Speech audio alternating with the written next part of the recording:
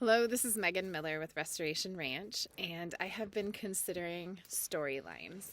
And as I think about storylines today, I think about the stories that we are told, the stories that we tell about ourselves, the stories we might tell about others, and how powerful these storylines are in our lives and how they can actually really drive what we choose for input into our world, as well as what we give out to the world as well. And so, as I consider this, I want to challenge you a bit today to think about what it's like to center our storyline or to find that foundation in love. And when I think about that, I go to the Bible, and we often hear this verse quoted in a lot of weddings, actually. But I want to challenge you to really listen to the words today and reflect on what they might mean to you at this point in your story. And also think about how these words can be some input into that story to help you focus on who you are and how you want to live out your storyline today. So this is from 1 Corinthians 13. I'm starting in verse 1, and I'll go through part of verse 8 if you want to also look in other versions of this. If I speak in the tongues of men or of angels, but I do not have love, I am only a resounding gong or a clanging cymbal.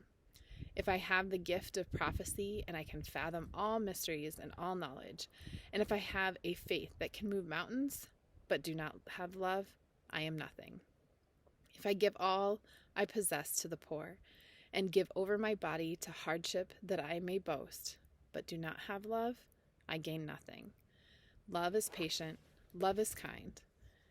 It does not envy, it does not boast, it is not proud, it does not dishonor others, it is not self-seeking, it is not easily angered, it keeps no record of wrongs. Love does not delight in evil, but rejoices with the truth. It always protects, always trusts, always hopes, always perseveres. Love never fails.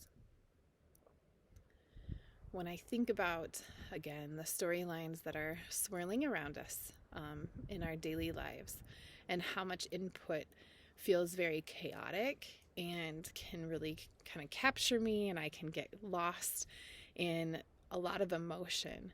When I think about how can I center my story, how can I recenter my story in love, it feels like a very soothing and warm invitation, and not always easy, right? It can be really easy to just kind of feel that snowball feeling building, and for that energy, whether it's negative, whether it's chaotic, whatever that energy is, to keep building on itself and kind of rolling down the hill like a snowball that's building.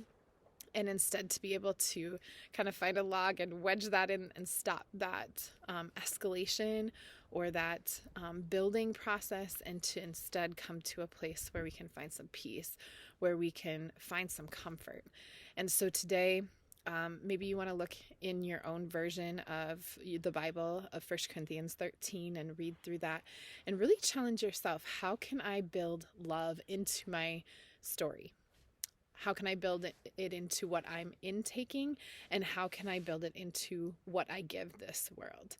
And my version was the NIV version, so feel free to explore different versions and how they might speak to you today. I pray that this message can challenge and also bless you.